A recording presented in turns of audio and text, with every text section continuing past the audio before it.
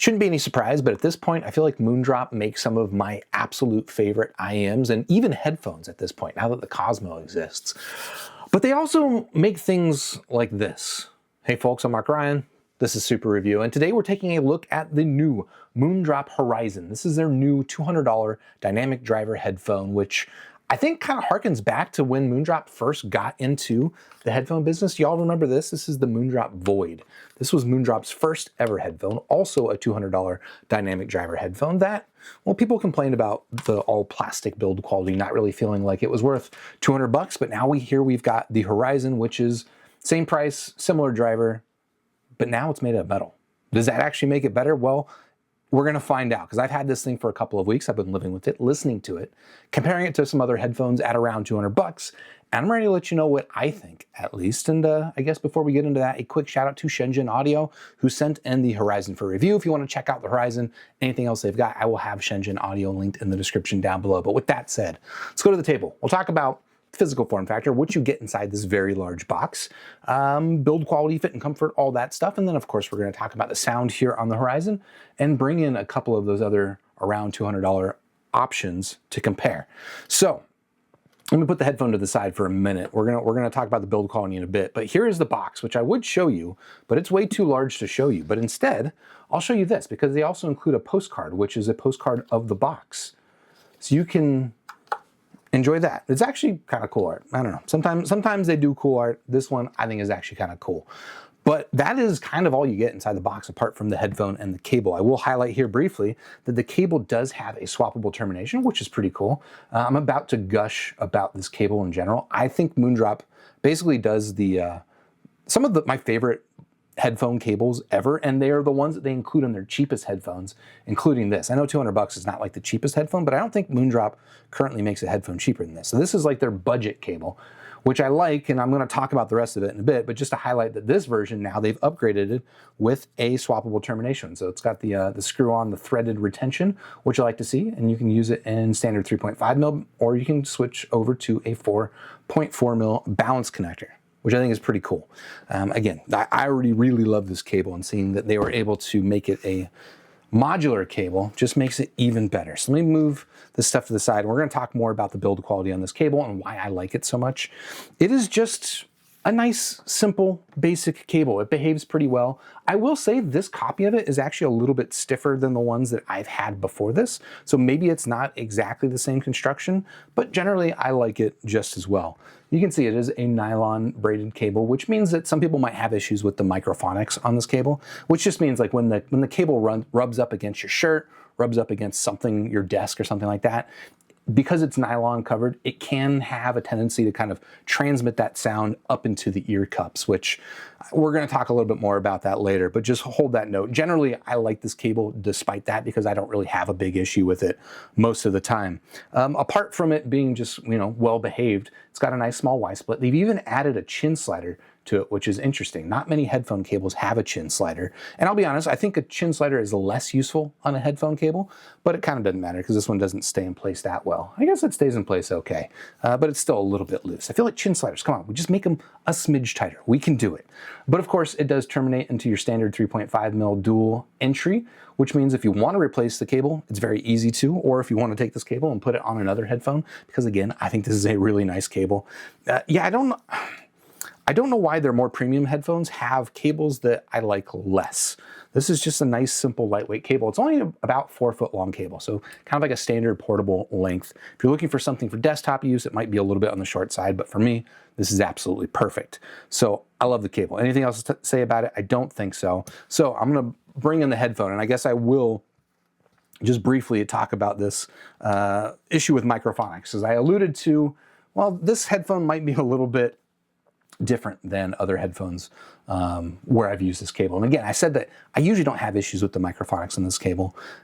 This headphone in particular, it's not a big problem for me, but I'll say that it's a bigger problem for me because the ear cups on this thing, well, just the entire construction on it, let me just highlight for you real quickly. It is all made out of metal, which is, again, people complain that the Void, the previous headphone in this kind of market segment, was all plastic, so they've reversed course. Now it's all made out of metal, but it's all made out of like this real thin kind of kind of tinny metal.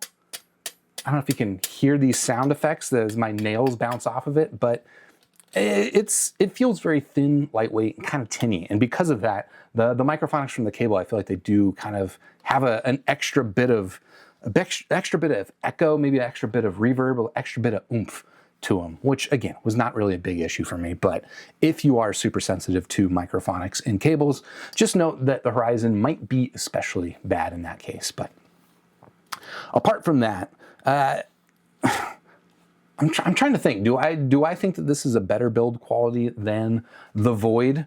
Honestly, no, I don't think so. I think I like this headphone, this build quality, actually maybe a little bit less. Like this definitely feels cheaper and plasticky and like super clacky. Okay, and just as I did that, I reminded myself how much I dislike this. So this one doesn't clack quite that much, but you can see that it's just using Moondrop's, the same headband style that they've been using on basically all of their higher end headphones, which might make you think, okay, well, it's a higher end design, but this is the worst part of all of their headphone designs, and they've brought it over here to the Horizon, unfortunately. It's the worst part for a couple of reasons. One, it's just quite large. I'll show you what it looks like on my head in a little bit, but it is quite large, so that's a problem. I feel like the other problem is it's just like really loose, or like it just doesn't add a lot of structure to the headphone. You see that like this is actually a pretty lightweight headphone, which is a nice part of the construction here, this thin metal construction. But even that, like it's enough to overcome the rigidity of the headband and just make it feel like kind of a floppy headphone generally. The other issue with this headband, and I'll show you this on my head as well, is you might notice I've got this thing at basically the smallest size possible, which just about fits my head. I can actually wear it at the smallest size possible. And my head is not particularly small. Usually when I'm wearing a headphone, I'm looking around for the HD600, which I don't have on hand, but we'll use this as a proxy. If you're familiar with the HD600, HD650 build, this is how large I wear mine, which is, I don't know, like medium large size in terms of head, which means that this basically will only fit you if your head is at least medium large size. If your head is much smaller than mine, this will probably be too big, to be honest. There is kind of a fix for it, actually. So this strap right here, it comes out of this plastic retention. If you undo these hex screws, this will come apart. I've done this before on their other headphones. This is why I know. This will come apart into two pieces. You can basically then flip the strap upside down, so that instead of it coming out of the top of this mechanism, you have the strap coming down from the bottom of the mechanism, and that basically will have the effect of shortening the strap by a good, I don't know, like 4 millimeters or something like that, maybe even more. And that will make it so that it should fit more heads. I'm surprised they don't do that out of the box, because it is, I think, just a better way to do the strap on this headphone. It is, and it does end up being a little bit extra floppy when it's situated that way, but I think it is a better solution overall. Okay, is that enough talk about the strap? I think it probably is. Let me just check my notes to see if there's anything else I want to talk about before I throw this on my head. I did allude to this thing being lightweight, which it is very lightweight. You know, very thin. I weighed it on my scale at 272 grams, which, okay, that's not like as light as the Sennheiser headphone that I just showed you, but it's pretty stinking light. I think versus like the other headphones that Moondrop puts in this chassis, like the Moondrop Para, for example, I weighed that one at about 400 grams. Now it's a planar driver headphone rather than a dynamic driver, and that's part of why they get this thing so light. But I also think just the materials are so lightweight and thin that it contributes to that. And there is something to be said for that. Okay, let me throw this thing on my head, and there's actually one other thing I need to tell you about the build, but we'll get to that in a bit. I'll throw it on my head and I'll just show you that it fits my head. Here's where I'm talking about the headband, however, just being kind of large and bulky. Like this is not the sort of headphone you're gonna wear in the subway, but probably for other reasons too, because it is a very, very open back headphone. I guess I didn't even mention that. This is a open back dynamic driver headphone, but it's not just any open back. Like it is especially open for a dynamic driver headphone, especially like comparing to something like the Moondrop Void or this Sennheiser headphone. It feels a lot more open. There's just very little occlusion between the outside world and my ears, and that can be a good thing and a bad thing. Well, it actually contributes to my sensation of the sound, which we'll talk about in a little bit, but yeah, I don't know if you're concerned about like a sweaty ear cup or anything like that, you're probably not gonna have issues here with the Horizon. Yeah, generally, I guess I'll zoom in, you can see it up close, but there you go. That's how this headphone fits my medium large size head. I guess I didn't talk about this too much. The ear pads are, I think, pretty well sized, generally have plenty of room. It's not the largest ear cup, but again, I don't really have issues with it. You can see that it's a little bit taller than it is wide because of the construction of the pad, even though the pad is a perfect circle and perfectly round. In fact, on that point, you can see I can rotate the entire pad on here because they used a pretty interesting mounting mechanism. I don't really want to take it off because it's going to hurt me. It's a little sharp, but they have this metal ring that you stretch these pads over the top of, and then the ear cup here is actually magnetic, so you can just drop it into place, which I think is a cool mounting mechanism. Now, I wish these metal rings weren't so sharp, but, well, I think I'll take this trade off those generally because it makes it nice and easy to swap ear pads. And in fact, you can put on other ear pads here pretty easily. Any kind of ear pad that uses this traditional kind of like stretchy curtain mounting mechanism should work well on here. And I guess maybe just a couple of quick notes while I have this thing taken apart. Here you can see the dynamic driver, and you can also see that it is slightly angled, which ostensibly contributes something to the sound, but I don't know. I don't usually make a big deal about whether or not drivers are angled.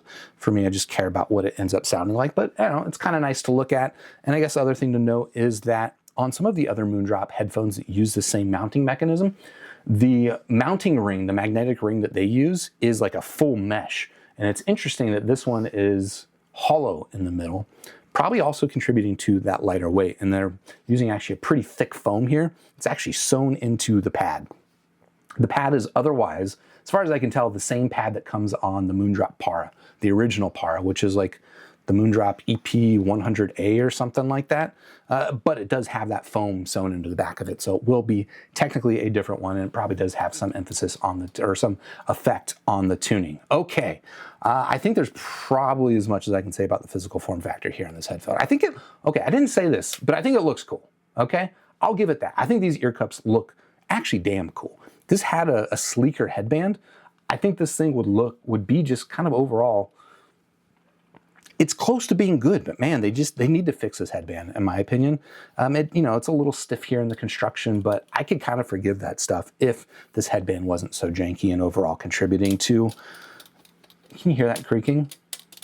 Yeah, it's just not very confidence inspiring. But let's talk about the sound here on the Moondrop Horizon. And of course, we're gonna jump over to Squiglink to take a look at the frequency response graph, which I've measured on my rig. If you wanna check this out, of course, it's on Squiglink down below. You can compare it to, I actually should count how many headphones I've measured, at least 100, I think. But anyway, this is a frequency response. This dotted gray line is kind of a calibrated-ish diffuse field sound signature of my rig. And you can then get a good sense for how the Horizon might sound versus a tilted diffuse field sound signature, which is to say it is very, very midsy, very mid-range forward. You can see you've got, your upper mid-range pin gain area is roughly where you should expect it. And then through here, let's say 1 kilohertz down to about 80 hertz, right? We'll call this the lower mids. Looking more or less normal, neutral, but then you get, a fairly typical sub-bass roll-off. You'll see this in a lot of dynamic driver open back headphones. This much doesn't really concern me too much. It's, it's below 80 hertz. It's not too different from what you would see on like my favorite headphone, the Sennheiser HD600, but it does nonetheless roll off. So if you're looking for a really well-extended sub-bass presentation, you're not gonna get that here on the Horizon. The other thing that you're not gonna get on the Horizon is a whole lot of treble, because that is a whole lot of no treble. It is quite rolled off here in the treble region, and it being kind of double rolled off on both ends just means it ends up sounding like a very mid-rangey sound signature, which if you're wondering what that sounds like, I guess I'll talk about what that sounds like to my ear.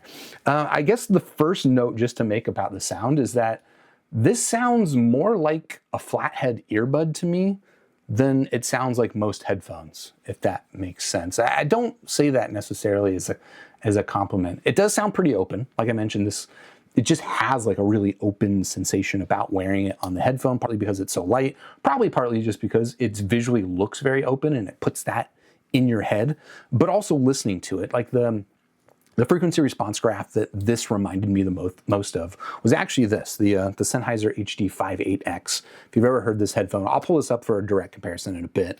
But if you ever heard this, it actually has kind of a similar frequency response graph to the Horizon. But nonetheless, this just sounds so much more open and like less stuffy sounding. Like it sounds more open back. I'll just say that. So there is that, but it does that in kind of a way that kind of reminds me of a flathead earbud, which is that it doesn't have a lot of bass, it doesn't have a lot of weight or definition, I guess, in the treble. It sounds overly mid-rangey, and I think overall it just kind of sounds weird. Yeah, I don't know. It sounds pretty low resolution as far as open back headphones go. This is definitely an effect that reminds me of a flathead earbud. It does sound airy, does sound open.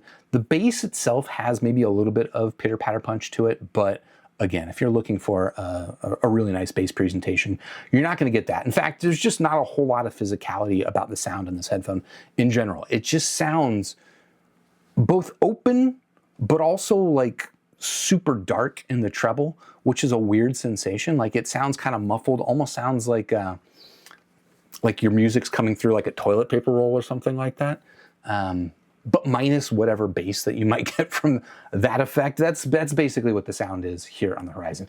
I'll be honest, I don't love it, but let's bring in a couple of other headphones for comparison. And I guess we'll start here with the 58X, which I've already talked about. Frequency response wise, there are some surprising similarities, although interestingly, there is more treble on the 58X. And if you've heard the 58X versus especially the other Sennheiser headphones, the 600 and the 650, you'll probably know that the 58X is kind of like the warmest, stuffiest of the bunch and the darkest of the bunch, but it's also not nearly as dark as what you got here on the Horizon.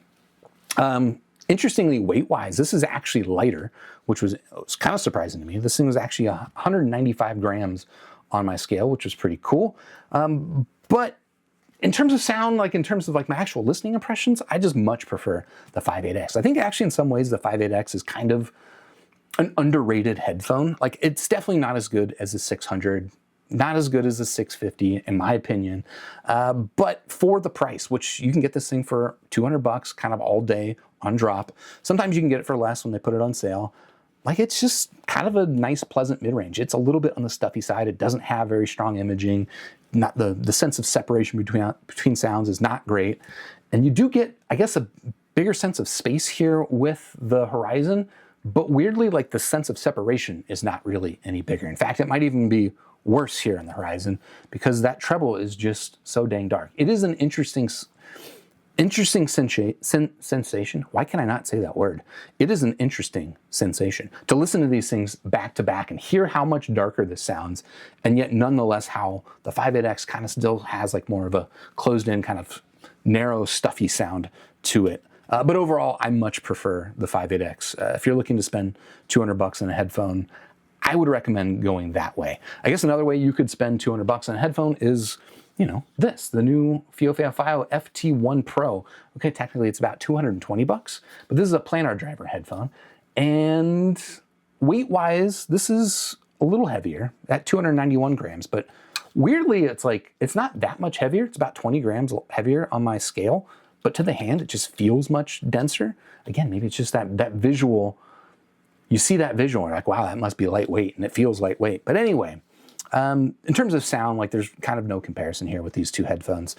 The FT1 Pro is a nice, warm, neutral sound signature that's got a really hefty bass about it that I enjoy. And I can't really say that there's much about the Horizon that I enjoy.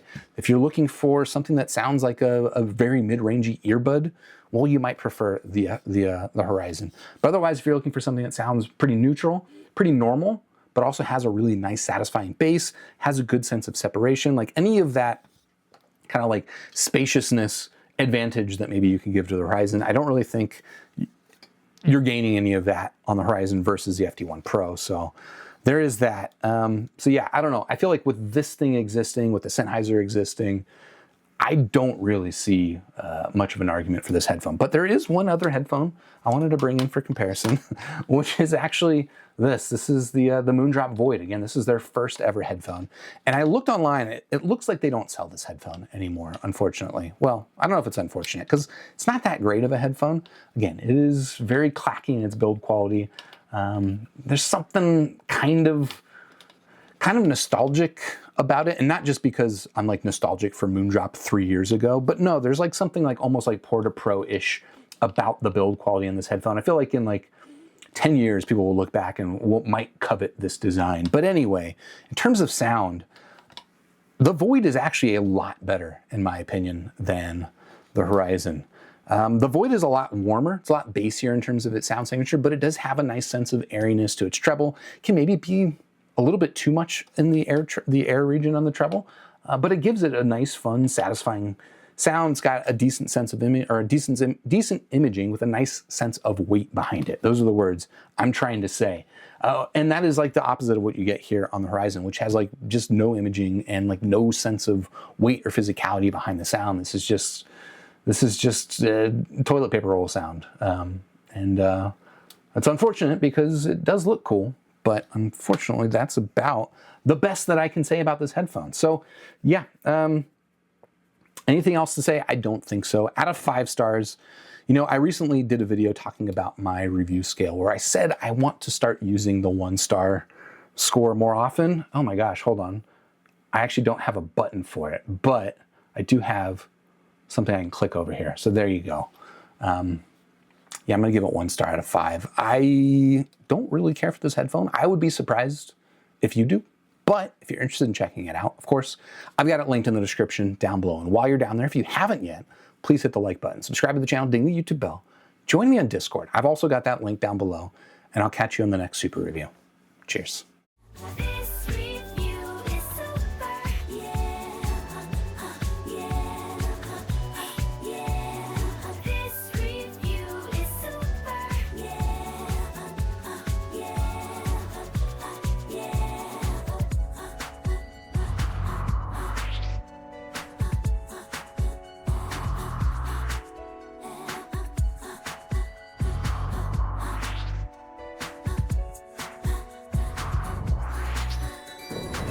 Join with the force of reviews, we now have the tools to brave the misleading world of audio fools. Hey, this review is super, and so are you. Grab your headphones, sniff a graph, and share your thoughts in this pursuit.